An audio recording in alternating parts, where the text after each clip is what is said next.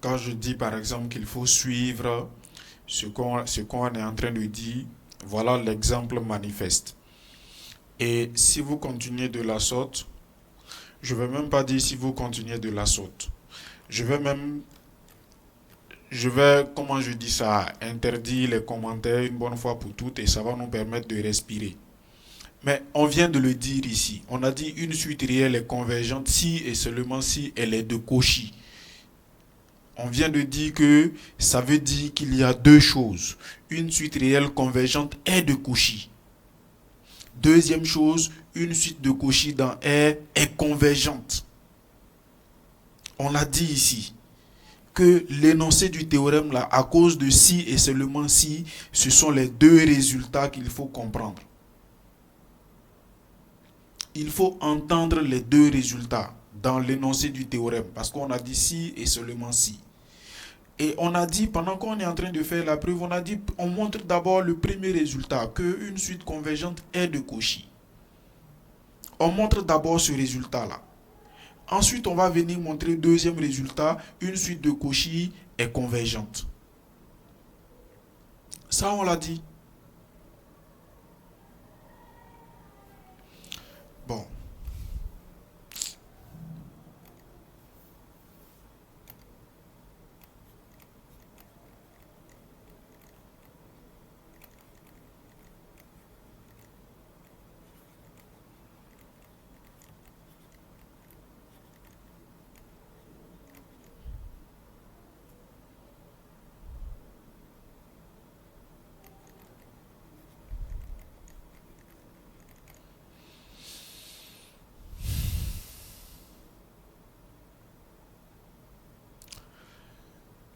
Donc, on veut établir à présent qu'une suite de Cauchy est convergente.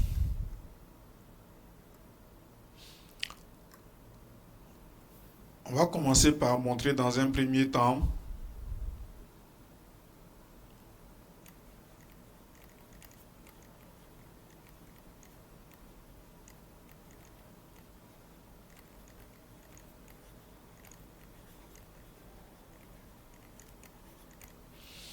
on va commencer par montrer dans un premier temps que une suite de Cauchy est nécessairement bornée.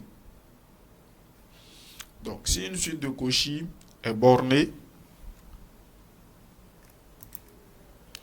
on s'appuie alors sur ce qu'on a dit ici, le théorème de Bolzano-Weierstrass, à savoir que de toute suite bornée, on peut extraire une sous-suite convergente.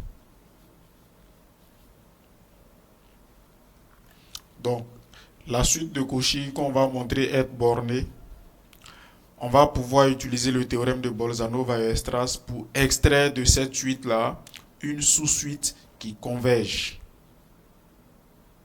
Et on va montrer que toute la suite elle-même converge encore vers la même limite. Donc, UN est une suite de Cauchy. Ça veut donc dire que par définition, qu'est-ce qu'on a? Que quel que soit epsilon positif, il existe un certain seuil. Il existe grand N élément de grand N ici, tel que pour tout N entier naturel, dès que N est supérieur ou égal à grand N, pour tout N et M. Donc pour tout N et M, éléments de grand N, Nm supérieur ou égal à grand N implique que valeur absolue de Un moins Um est inférieure ou égale à epsilon. On a dit tantôt on peut écrire inégalité large comme inégalité stricte. Il n'y a pas de problème. Ça c'est vrai quel que soit epsilon. Donc on peut décider de poser epsilon égale à 1.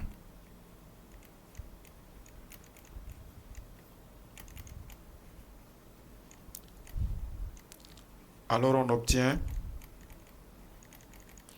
qu'il existe un certain grand N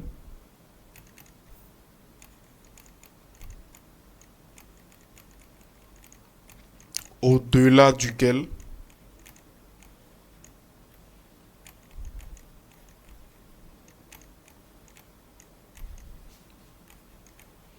au-delà duquel valeur absolue de un moins um est inférieure à 1. Ça, c'est vrai, quel que soit petit n, petit m. Dès que n, m supérieur ou égaux à grand N. Donc, comme c'est vrai pour tout n et m supérieur ou égaux à grand N, on peut décider ici là de prendre petit m égale grand N. Donc, en particulier,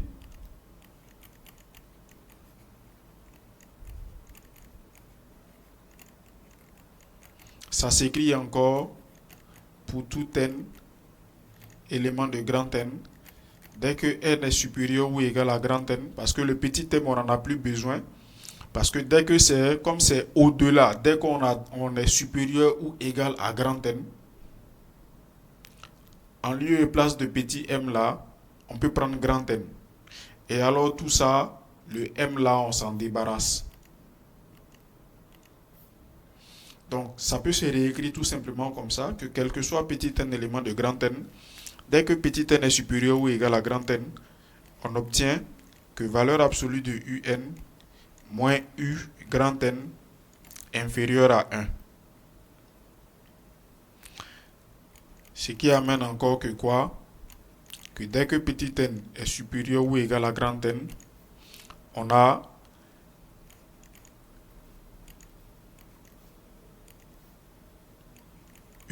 un moins 1 inférieur à un inférieur à u grand N plus 1. Donc, la conséquence, c'est quoi? Dès que petit n est supérieur ou égal à grand N, on a ça. En deçà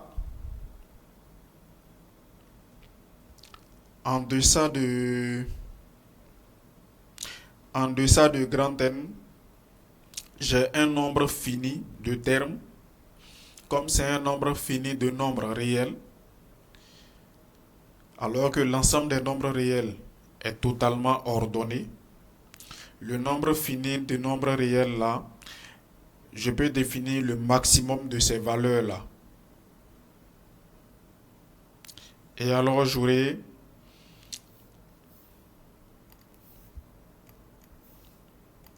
une inégalité encore comme ceci. Je clarifie ce que je dis. Donc, partant de ce qu'on a ici, on va dire quoi? Que si on prend un petit n, élément de grand N quelconque, il y a forcément deux cas. Le grand N qui est là, il est fixé. Hein? Le grand N qui est là, il est connu. Ça, c'est donné par la définition du fait que la suite est de Cauchy. Donc, le grand N qui est là, si on veut fixer les esprits, on peut dire que grand N là, par exemple, c'est 10 000. C'est au-delà du 10 millième terme qu'on observe l'inégalité ici. On dit le critère de Cauchy. Donc, j'ai deux cas de figure. Quel que soit petit n élément de grand N, il y a forcément deux cas de figure. Ou bien le petit n là, il est inférieur à grand N, ou bien il est supérieur ou égal à grand N. S'il est supérieur ou égal à grand N, on vient de dire ici que dès qu'il est supérieur ou égal à grand N, u grand N moins 1 est inférieur à un qui est inférieur à u grand N plus 1.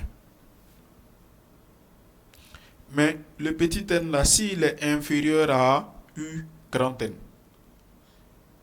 ce que je dis alors c'est quoi? C'est que u0 jusqu'à u grand N, comme petit n est inférieur à ça, le u petit n là, il appartient à cet ensemble-là. Il fait partie de ceux-là, allant de 0 jusqu'à grand N. Parce que quand je quitte 0 jusqu'à grand N, comme petit n est plus petit que grand N, je vais passer forcément par petit n.